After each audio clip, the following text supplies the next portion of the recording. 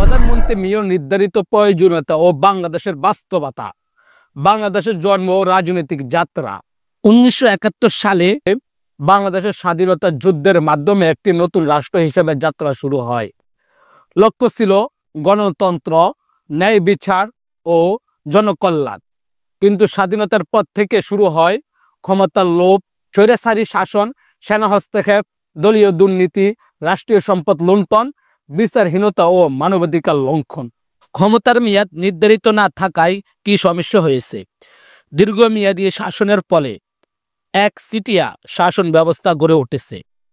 প্রশাসন দলীয়করণ হয়েছে, বিরোধী মত দমন করা হচ্ছে, জনগণের স্বাধীনতা খর্ব হচ্ছে, ভোটাধিকার হরণ হচ্ছে, যার ফলে রাষ্ট্রীয় মূল্য উদ্দেশ্য হারিয়ে যাচ্ছে। সাধারণ মানুষ জিম্মি হয়ে পড়ছে ক্ষমতার গুটি কয়েক লোকের কাছে। সালাউদ্দিন সাহেবের বক্তব্যের পরিপ্রেক্ষিতে প্রশ্ন। তিনি বলেছেন, কোনো দেশে প্রধানমন্ত্রীর মেয়াদ নির্ধারিত থাকা নজির নেই। আমি বলি এটা সঠিক নয়, বরং বহু দেশে মেয়াদ সীমাবদ্ধ করে রাখা হয়েছে যাতে এক নায়কতন্ত্র না গড়ে ওঠে। কোন কোন দেশে মেয়াদ নির্ধারণ করা আছে আমি আপনাদেরকে কিছু তালিকা দিচ্ছি, তাহলে শুনুন কোন রাষ্ট্রের মধ্যে কে কতবার ক্ষমতা আসছে। যুক্তরাষ্ট্র 4 বছর, সর্বোচ্চ 2 বার 8 বছর। মেক্সিকো 6 বছর 1 বার। দক্ষিণ কোরিয়া 5 বছর 1 বার। ফিলিপাইন 6 বছর 1 বার। চিলি 4 বছর পর 9। সিরিলিয়া 5 বছর, সর্বোচ্চ 2 বার। কেনিয়া 5 বছর, সর্বোচ্চ 2 বার।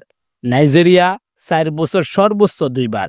এরপরে এসব দেশে ক্ষমতার ভারসাম্য বজায় থাকে, জনগণের অংশগ্রহণ নিশ্চিত হয়, দুর্নীতির সুযোগ কমে।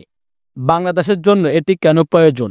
50 বছরের অভিজ্ঞতা আমাদেরকে দেখিয়েছে ক্ষমতার মেয়াদ না থাকলে এক নায়কতন্ত্র তৈরি হয়, দুর্নীতি দমন, প্রেরণ, নির্বাচনবিহীন শাসন চলতে থাকে, জনগণ আশাহত হয়ে পড়ে। জনগণের জন্য একটি সুস্থ, স্বচ্ছ, জবাবদিহিমূলক শাসন ব্যবস্থা নিশ্চিত করতে হলে প্রধানমন্ত্রীর মেয়াদ নির্ধারণ করতে হবে, যেমন সর্বোচ্চ 2 বার 5 বার করে।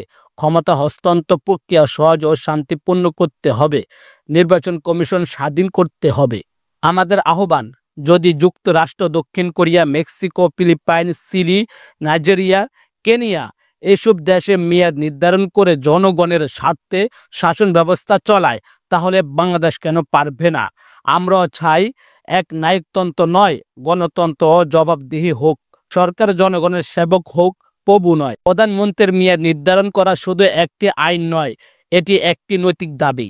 যে দেশে 50 বছর ধরে বারবার ক্ষমতার অপব্যবহার ও জনগণের অধিকার হরণ হচ্ছে, সেই দেশের নতুন একটি রাজনৈতিক সংস্কৃতি প্রতিষ্ঠার সময় এখনই। এই ভিডিওটা যারা শুরু থেকে শেষ পর্যন্ত দেখছেন, দয়া করে শেয়ার করে দিবেন, অপরকে জানার সুযোগ করে দিবেন।